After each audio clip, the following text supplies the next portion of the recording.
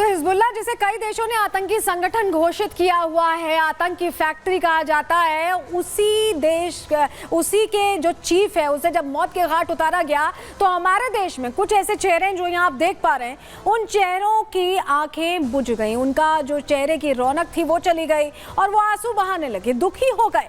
इतनी हमदर्दी वैश्विक आतंकी संगठन के चीफ के मारे जाने पर आखिर क्यों है, इसको लेकर प्रश्न बना हुआ है, क्योंकि हिजबुल्लाह परस्तों को ये जो दर्द हो रहा है इससे सवाल उठना तो लाजमी सा दिखाई देता है। और चलिए जल्दी से आपको बताते हैं कि हुआ क्या है, क्योंकि जब हम कह रहे हैं कि ये जो हिजबुल्लाह परस्त हैं, पाकिस्तान परस्त तो थे ही, अब हिजबुल्लाह परस्त भी होते दिखाई दे रहे हैं। ये नए सिरे से चर्चा कर रहे हैं, ये कह रहे हैं कि बहुत गलत हुआ है जिस तरह से हसन नसरुल्लाह को मौत के घाट उतारा गया है।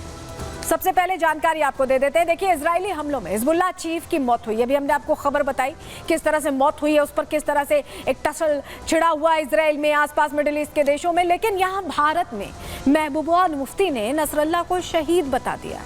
भारत में महबूबा मुफ्ती कह रही हैं कि नसरुल्लाह शहीद हो गया है। चुनाव प्रचार का जो उनका अभियान है, आज आखिरी चरण के लिए आखिरी दिन था प्रचार के लिए, आज का अभियान महबूबा मुफ्ती ने रद्द कर दिया। जी हाँ, रद्द कर दिया। आखिरी चरण का आखिरी दिन था प्रचार का। नसरुल्लाह की मौत पर एकजुटता दिखाने की अपील की है। आखिर इतनी तकलीफ क्यों हो गई महबूबा मुफ्ती को? उमर अब्दुल्ला ने भी इजराइल पर निशाना साधा।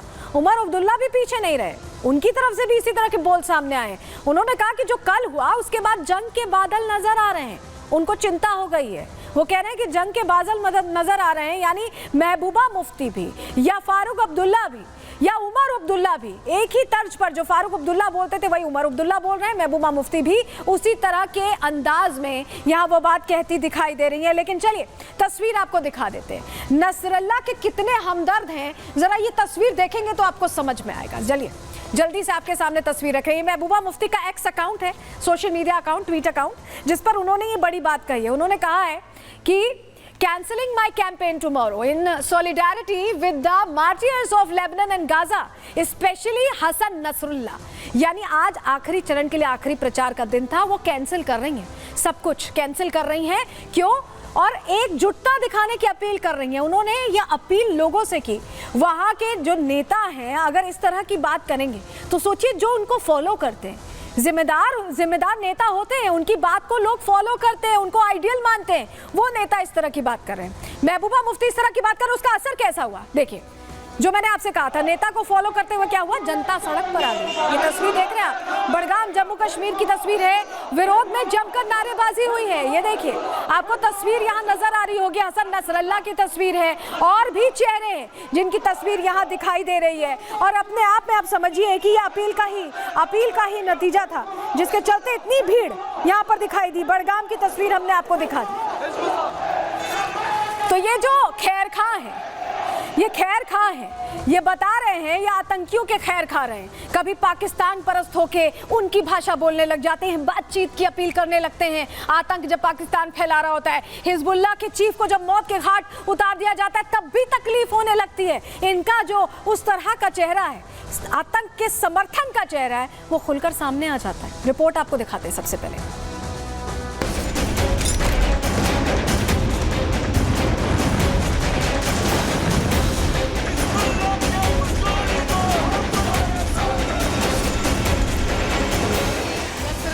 मौत के बाद सामने आए हिजबुल्लाह परस्त।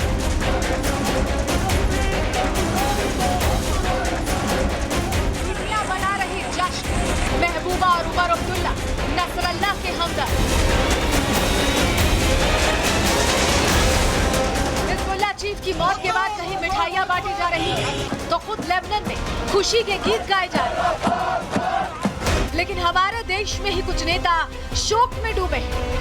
गम इतना कि बीच विधानसभा चुनाव में अपनी रैलियां रद्द करनी पड़ रही हैं। जम्मू कश्मीर की फिक्र नहीं है, लेकिन नसरुल्लाह की मौत का मातम मना रहे हैं। ऐसे ही हिजबुल्लाह परस्तों की लिस्ट में सबसे पहला नाम है महबूबा मुफ्ती का, जिन्हें नसरुल्लाह की मौत से इतना धक्का लगा कि सोशल मीडिया पर पोस्ट किया और लिखा कि लेबनान और गाजा के शहीदों, खासकर हसन नसरुल्लाह के साथ एकजुटता दिखाने के लिए मैं अपना प्रचार अभियान रद्द कर रही हूँ। इस गहरे दुख और विद्रोह की घड़ी में हम फिलिस्तीन और लेबनान के लोगों के साथ खड़े हैं।